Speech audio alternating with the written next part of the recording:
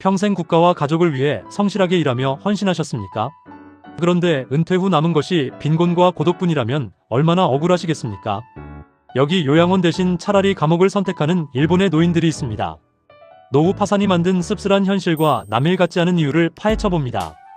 일본은 우리보다 훨씬 먼저 초고령 사회의 충격을 마주한 국가입니다. 최근 일본에서는 노인들의 좀도둑질 같은 생계형 범죄가 급증하고 있습니다. 이들의 범죄 목적은 돈이나 값비싼 물건을 훔치려는 것이 절대 아닙니다. 놀랍게도 국가가 운영하는 교도소에 수감되는 것 자체가 유일한 목적입니다. 도대체 왜 남은 여생의 자유를 포기하고 스스로 갇히는 길을 선택할까요? 그 이면에는 기초연금만으로는 도저히 생존할 수 없는 불리한 구조가 있습니다. 여기서 우리가 주목해야 할 핵심 개념은 바로 노후 최저생계비입니다. 인간답게 살기 위해 필요한 최소한의 돈조차 연금이 채워주지 못하는 것입니다. 열심히 일해서 연금을 받아도 매달 나가는 월세와 공과금을 내면 끝납니다. 최소한의 식비조차 부족해서 하루 한 끼로 연명하는 노인들이 수두룩합니다. 반면 감옥에 들어가면 세끼 식사와 따뜻한 잠자리가 무료로 제공됩니다. 심지어 노안으로 아플 때마다 들어가는 값비싼 의료비와 간병까지 공짜입니다. 가난하고 철저히 고립된 노인에게 감옥은 가장 완벽한 무료 요양원인 셈입니다. 국가의 복지 사각지대에서 살아남기 위해 범죄를 생존수단으로 쓴 것입니다. 사회적 안전망이 무너지면 평범했던 사람도 범죄자로 전락할 수밖에 없습니다. 도쿄 외곽의 낡은 임대주택에 홀로 살고 있는 70대 다나카 할아버지의 이야기입니다. 그는 젊은 시절 작은 부품 공장에서 누구보다 성실하게 30년을 일했습니다.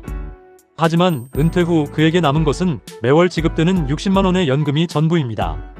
낡은 집에 월세 30만 원을 내고 나면 하루 만 원으로 모든 것을 해결해야 합니다. 최근 살인적인 물가 상승까지 겹치면서 그의 삶은 벼랑 끝으로 내몰렸습니다.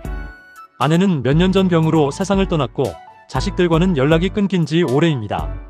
설상가상으로 다리에 관절염까지 오면서 거동조차 불편해지기 시작했습니다. 수술비는커녕 당장 내일 먹을 쌀을 살 돈조차 없어 밤마다 뜬 눈으로 지새웠습니다. 아파도 병원에 갈 수 없는 의료 파산의 공포가 매일 밤 그를 짓눌렀습니다.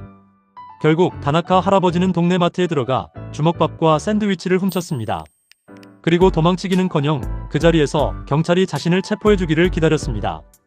차가운 철창 안으로 들어간 순간 그는 오히려 깊은 안도감의 눈물을 흘렸습니다. 적어도 감옥에서는 굶어 죽을 일도 없고 혼자 쓰러져 방치될 일도 없었으니까요. 평생 땀 흘려 살아온 대가가 늙은 범죄자가 되는 것이라니 참으로 비참합니다. 누구의 도움도 받을 수 없는 노년의 막막함이 그를 감옥으로 이끈 것입니다. 바다 건너 일본의 우울한 이야기지만 결코 남의 일이라고 무시할 수 없습니다. 빠르게 고령화되는 우리 사회에서도 언제든 마주할 수 있는 서늘한 미래입니다. 그렇다면 우리는 이 비극적인 노후 파산을 피하기 위해 무엇을 준비해야 할까요? 첫 번째 생존 전략은 바로 3층 연금 탑 쌓기를 통한 현금 흐름 창출입니다. 은퇴 전부터 국민연금에만 의존하지 말고 퇴직연금과 개인연금을 결합해야 합니다. 국민연금이 최저생계비를 보장하지 못하는 구조적 한계를 스스로 방어하는 원리입니다. 소액이라도 꾸준히 적립하여 매월 통장에 마르지 않는 돈이 꽂히게 만들어줍니다. 다만 중도해지 시 세금 폭탄을 맞을 수 있으니 끝까지 유지하는 것이 관건입니다. 두 번째 생존 전략은 깔고 앉은 집을 생활비로 바꾸는 주택연금 활용입니다. 평생 모은 재산이 집 한 채뿐이라면 이를 은행에 맡겨 매월 연금으로 받으십시오. 거주권을 평생 보장받으면서도 내 노후에 든든한 생존 자금을 확보하는 방법입니다. 그러나 집값 변동이나 금리 인상에 따라 수령액이나 이자 부담이 달라질 수 있습니다. 가입 시점의 경제 상황을 신중하게 따져보고 자신에게 유리한 시기를 선택하십시오. 세 번째 생존 전략은 경제적 빈곤보다 무서운 사회적 고립을 막는 관계망 구축입니다. 은퇴 후 집안에만 머물지 말고 지역사회의 시니어 네트워크에 반드시 참여하십시오. 작은 소속감이 우울증을 예방하고 위기 상황에서 나를 구해줄 동아줄이 됩니다. 국가제도가 내 노후를 완벽하게 책임져 줄 것이라는 막연한 환상은 버리셔야 합니다. 지금 당장 나의 자산과 부채를 냉정하게 점검하고 현실적인 지출 계획을 세우십시오.